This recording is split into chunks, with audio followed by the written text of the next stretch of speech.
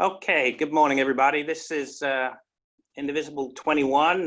This is our weekly virtual Chip Roy meeting, except Chip Roy's not here and nobody from his office is here, principally because we've been banned from holding these meetings with Chip Roy, but we continue anyway, and we will circulate the recordings of these meetings, which probably gets a wider audience. So would you like to start off, Steve? You're muted at the moment. Okay. I have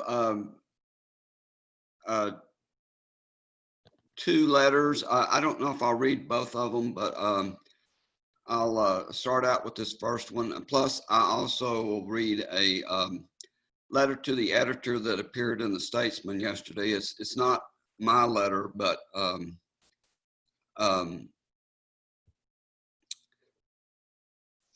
tell you what, can somebody else go ahead and read next? Because I've got my letter here on the computer, but I need to navigate over to where it's located. Okay, so anybody want to volunteer to go next?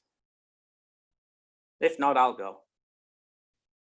Okay, I'll read mine. Okay, go ahead, Shirley. Okay. To Chip Roy. On July 9th, you sent a letter to the DHS Acting Secretary Chad Wolf, a letter filled with concerned questions about how the coronavirus is being handled at the border. It's really nice that you're thinking about the dangerous border, but how about some concern for the people in your own district where thousands are infected with the COVID-19? Why aren't you asking how many COVID-19 positive constituents in your district are dying? How about some concern for the teachers in your district? The teachers that you and the Republican leadership want to force back into buildings that aren't equipped with any virus safety equipment. Why aren't you asking school superintendents if they need more personal protective equipment for the teachers, the office staff, the support staff, and the children? Why aren't you asking the school systems if they have what they need to manage an outbreak in the classrooms? Your constituents that you so proudly don't represent are suffering and dying from COVID-19. Instead of helping them, you want to increase our suffering by not extending the federal unemployment aid. Why? Because you believe that having money for food, bills, housing would kill the incentive for minimum wage earners to return to their job. So much concern for the economy, so much concern about the dangers of brown people crossing our border, but no concern from you and the Republican leadership about your unspoken support of government genocide of Americans in their own country because of an inept pandemic response. My concern: how do you so proudly rise to such a level of callous unconcern for the people you pretend to represent, waiting to vote you out? Nice one, Shirley. You won't do anything. You ready, Steve? Or? Yeah, I think so. If not, we can go around the table. Okay, I've got it here. Okay, Reprehensible Roy. I've commented on this before, but the pattern is all too familiar. Feign support for one side of an issue while your true interest lies with the other. Examples include: 1, mouthing support for private property rights while giving preference to the oil and gas industry. 2, professing support for healthcare while your Healthcare Freedom Act is the antithesis of that. 3, affecting support for the health and lives of Americans in the midst of the coronavirus while really being more interested in opening up the economy before it's safe to do so. 4, not even pretending to support for reasonably priced medications while vehemently supporting price gouging by the pharmaceutical industry.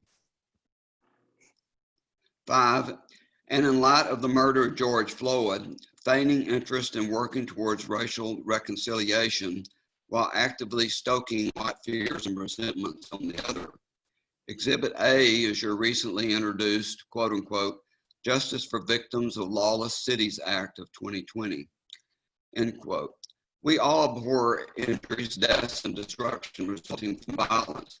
But what about 400 years of lynchings, murders, and massacres of African Americans?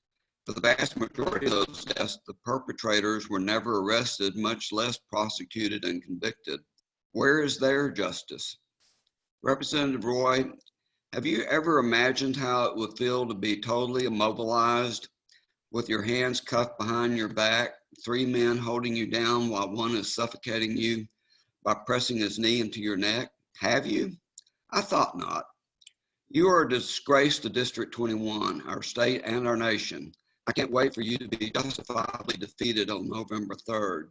You simply are not worthy of the congressional office that you hold. Okay, that's the end of that letter. So if anybody else wants to go next, we have a volunteer. I don't know. I'll just read. I've done something a little different this time. I got tired of writing ranting letters, so I've written 4 postcards, which are kind of asking Chip Roy some questions. So I'll read them. Reprehensible Roy, do you agree with Donald Trump that we are now in a very good place with respect to coronavirus? Do you still believe we're in a better position than Europe in terms of coronavirus? They have it under control and are opening up.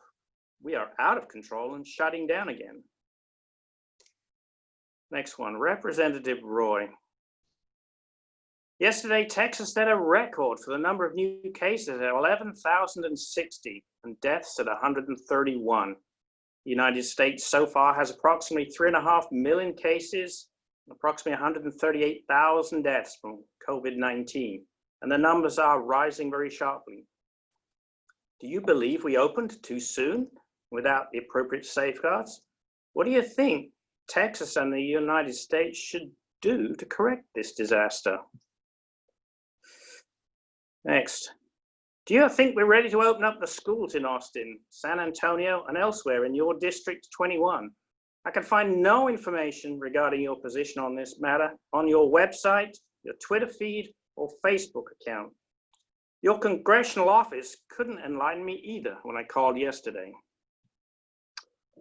Reprehensible Roy, do you believe in Peter Navarro's crazy conspiracy that the Chinese created the coronavirus in a lab and then sent tens of thousands of infected Chinese to the United States to infect our country and destroy our economy? Reprehensible Roy, do you go along with Donald Trump's latest attempts to malign and discredit Dr. Fauci? Do you not believe in the science behind what Dr. Fauci is saying? Do you think he is purposely misleading the public? Do you think the coronavirus pandemic is nothing more than a hoax and it will just go away? I ask these questions because I can find almost no information from Chip Roy regarding the coronavirus or where he stands or what he thinks, other than he says we've got to open up for business. We've got to live, I think was another one of his quotes. So maybe you would like to answer some of these questions, Mr. Roy. Anyway, come November, it'll be time for you to pack your bags and go. So you better hurry up and answer them quickly. Thank you. Who wants to go next? I'll go. Okay. I'll go.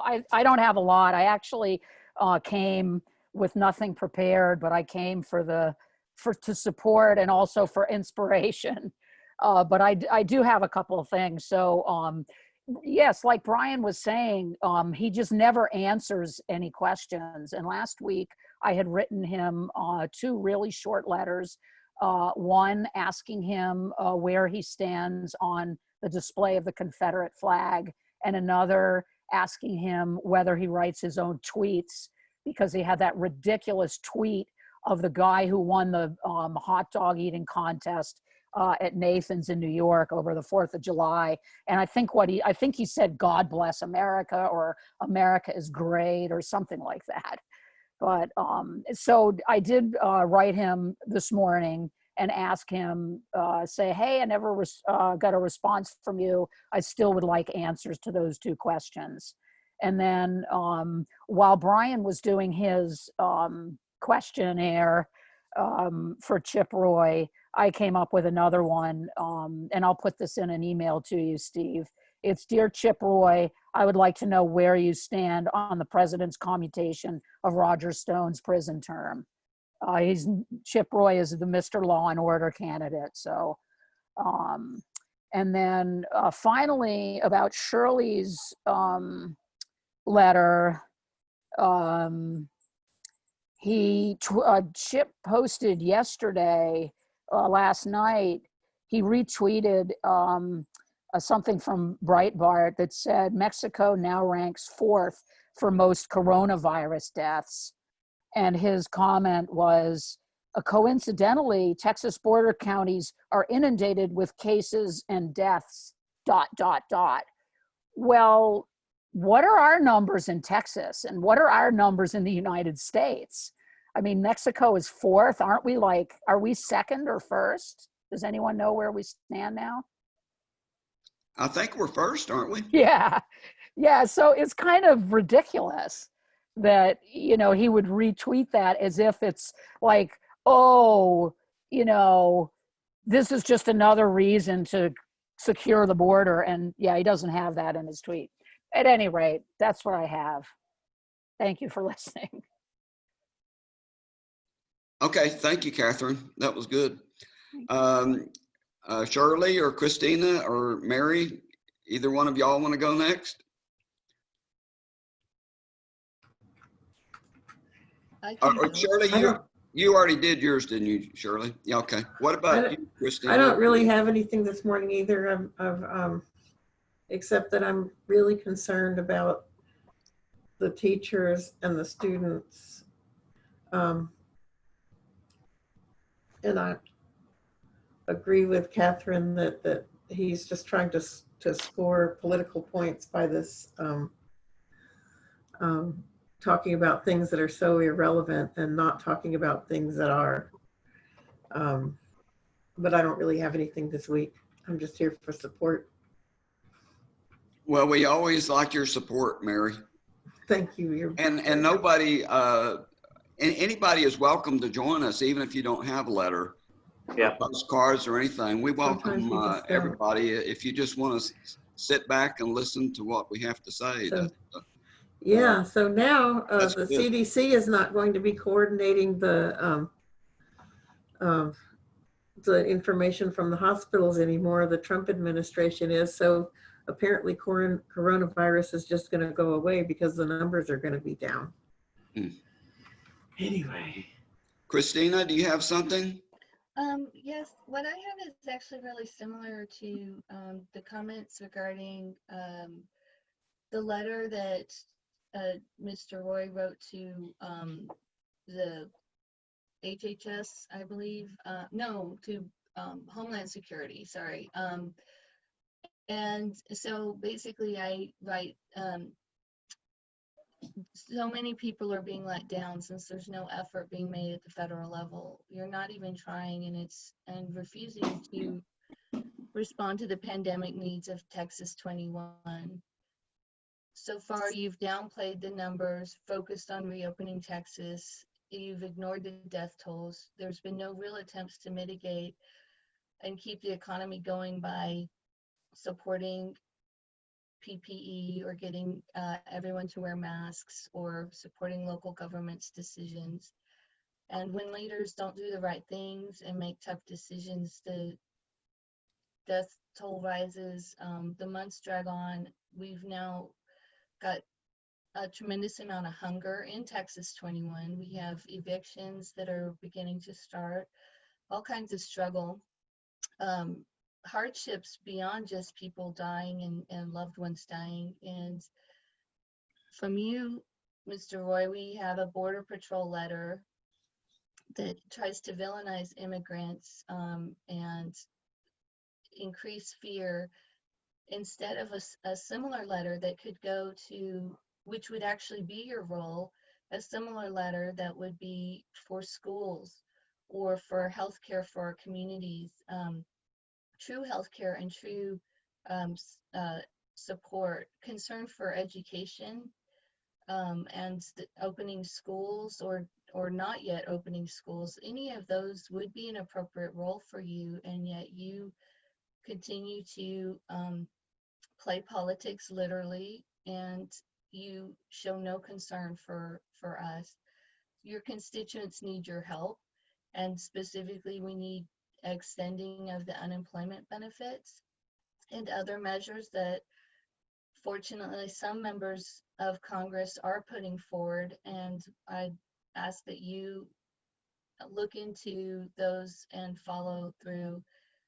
Not just look into them, I'm asking you to extend the unemployment benefits and do other measures that are serious and will actually lead to support for your constituents in Texas 21. Since you've ignored pretty much all of our requests for all these years, I doubt that we'll see any changes, but that's my ask, and I submit it respectfully, and will continue to expect representation whether you are willing to do that or not. Well said, Christina. Yeah, I very good. think Chip may have made a statement that he's not in favor of extending any of the unemployment benefits. No, he's not. He's already said that, but I don't agree with that. And I think that if we continue with some political pressure, there might be a scrambling. He considers himself very safe, I think, but I don't know why he thinks that. Yeah. Me too. And we'll see. Yeah. Okay. Did we get everybody? The first? Yep. Been around what? Okay. I guess I'll go ahead and read my second letter then. Oh, good. It's a bit longer than the first one, but was there any static or garbling or whatever when I read that first one? There was A a little little bit. bit at one point, but Okay. yeah. Yeah. Well, I still don't know what's going on that, but anyhow, I'll go ahead and give this one a try. Representative Roy, sadly, you have a long record of hypocrisy when it comes to law and order, and now we have two recent examples. Nearing 2 months since the murder of George Floyd, you continue your law and order chest thumping against violent protests while ignoring the fact that the vast majority of them have been very peaceful. Conveniently ignored is the fact that conservatives often weaponize the rule of law against people of color.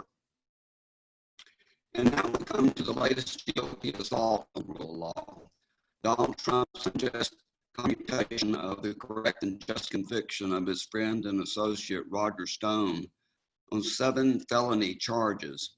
Those included witness tampering and lying to Congress. And mind you, it wasn't just some rogue so-called deep state prosecutor who led the investigation into the roles of Stone and others in Russia's interference in our 2016 presidential election. Rather, it was none other than Robert Mueller, a highly respected lawyer who had previously served with distinction as the director of the Federal Bureau of Investigation for 12 years under both Republican and Democratic administrations. Roger Stone was one of many who were caught up in that investigation, which ultimately resulted in 8 individuals either pleading guilty or being convicted of various Russia-related crimes. Nor was that investigation a scam or a hoax, as Trump so loudly and falsely proclaims. Mueller said it best in his July 11th Washington Post op-ed, quote, "We made every decision in Stone's case, as in all our cases, based solely on the facts and the law and in accordance with the rule of law." Did you hear that, Roy? The rule of law. The women and men who conducted these investigations and prosecutions acted with the highest integrity. Claims to the contrary are false. End quote. Another quote. Stone was prosecuted and convicted because he committed federal crimes. End quote. Quote, he remains a convicted felon and rightly so. End quote. Representative Roy, as in the past, you will respond in one of several ways to Trump's brazen and trashing of the rule of law.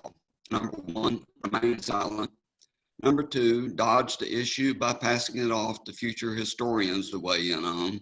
Or three, give Trump your blessing. Whichever one it is. And despite your high and mighty talk about the sanctity of the U.S. Constitution and the rule of law, you will have desecrated both. As an American, especially as a lawyer, how you can live with your hypocrisy is beyond me. For you to receive your full reward on November 3rd, Stephen Shackleton. And I'll go ahead and read this letter to the editor that appeared in Statesman yesterday. It was submitted by a lady named Sandra Alvarez from here in Austin. I will be forwarding this one to Chip Roy. The title of the piece is, Why Have Texans in Congress Gone Silent? Forcing schools to reopen in the fall or risk losing federal funds is ridiculous, dangerous, and foolhardy. How are parents supposed to feel confident that their children are safe, that the teachers are safe, when the Trump administration is woefully inadequate in terms of information, testing, and organization of any kind, much less empathy? There is such a lack of leadership in this country right now. What is the plan? Is there one? If not, why aren't Senator John Cornyn, Senator Ted Cruz, and Representative Chip Roy loudly and strongly advocating for a serious science and fact-based plan to move forward? Sandra Alvarez, Austin. Thanks, Steve. Okay, that's all that I have for today. Was there any static on that one? Occasionally, Yeah. it kept coming and going. I don't know. Don't know what's causing it. It's Yeah, it's weird. And we've got the psychedelic stuff with Shirley. Yeah, what's that, Shirley? Wait, that's my name. I froze again. My computer's, oh, look, there goes the psychedelic effect. I know. You're like black light. Do you have a black light? No, Spectrum just isn't coming through this morning. Oh, wow. Oh, well. I get a lot of messages in Zoom that that looks really strange. I think Zoom takes up more bandwidth than most of us have. I think that's what it really comes down to. Yeah. I think also if you get closer to where your router is, then that helps. Like if your computer, if you're in a back room, that usually, at least in my case. It does help. Mm-hmm. Hey, Steve, I actually looked up that letter that you read from Sandra Alvarez. And the thing annoyed me was the letter that's sitting immediately above it. I'm going to read it because this really picked me off. And it's a very short letter. It's from a guy named Ray Sweet or Sweat. Oh, I saw that one. Yeah, that was bad. Sweat sounds more appropriate, but still. The title is The Governor and His Mask Order Need to Go. And he writes, no, I will not wear a mask. I will not comply with Governor Greg Abbott's tyranny. I will not accept his lies and propaganda. I will not wear a symbol of submission to his imagined power. The governor has exceeded his authority, and I sincerely hope the people of Texas rise up and correct our mistake of trusting him. That just symbolizes to me the problem we've got with trying to get people to do a simple thing like wear a mask to prevent other people getting sick. And I just think it's sad. Yeah, it is. Okay. And that's what's going to keep us stuck in our homes and not getting the economy going again. And the same people who are shouting from the rooftops that they're not going to wear a mask are also saying that we have to reopen schools and et cetera, et cetera. And it's just, bonkers. And then some of them are the ones, you know, sadly infecting and maybe themselves succumbing. The virus doesn't care what your beliefs are, and it certainly isn't going to stop because people are demanding it do so, which is, I think, all that the administration currently plans to do. I mean, it's right that there's no plan, but it's unconscionable that all of our representatives that in 21 and our federal representation in Texas have no interest in developing a plan. They could be helping this administration come up with something. Yeah, and you know, somebody's asked, you know, said something about how Chip doesn't really say that much about the virus, and he seems to have two themes. One is to protect the vulnerable, and then he starts talking about his parents. So he's talking about protecting people and nursing of older people. And then the other one, which is really the main point, is business, because it's all about opening up. And a few weeks ago, he tweeted, I think it was like a Friday afternoon, and he tweeted, you know, we really need to open up America. He said, I'm in this cafe and I'm outside on the patio and there is nobody like waiting to get his kids or something. Like, where were they now that I think of it? But he said, then there's nobody else on this patio. And I just thought, well, you know what? We are open, because this was before we sort of started shutting down again. And people are clearly choosing to not go out to this cafe or wherever and have a cup of coffee. So what if we're, you know, you can't force people to go out. And I've also noticed this recently at the Y, where I go to swim laps, because since Abbott instituted his mask rule, there have been many fewer people swimming in the shared lap lanes during the required shared time. Because who wants to go and share a lane with someone they don't know, you know, because I don't do it. So at any rate, you know, in answer to your question, what does he care about? It's all about business and opening up to, you know, at any cost. So, rant over. Okay, well, It's all about money. Yeah. That's when if you really want one word, it's not even business, it's money. But that's what's even the ridiculous part is the economy will not reopen until they get, and that's what we've seen from other countries, that they took care of their citizens first by making sure people had what they needed so they could stay home.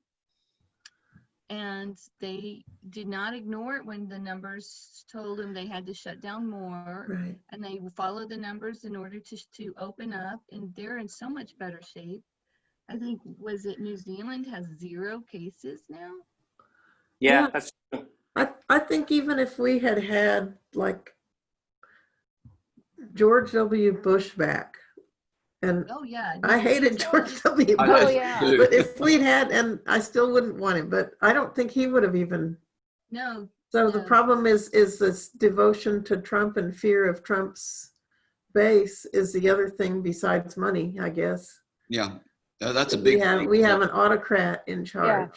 Yeah. The problem is Trumpism. That's, Yeah. It's beyond politics at this point. It's Yeah. just And what- about, To me, it's basically a cult. yeah. Feels But what like if the next Trump is What about smart and engaged? You know, I think that's what I was reading.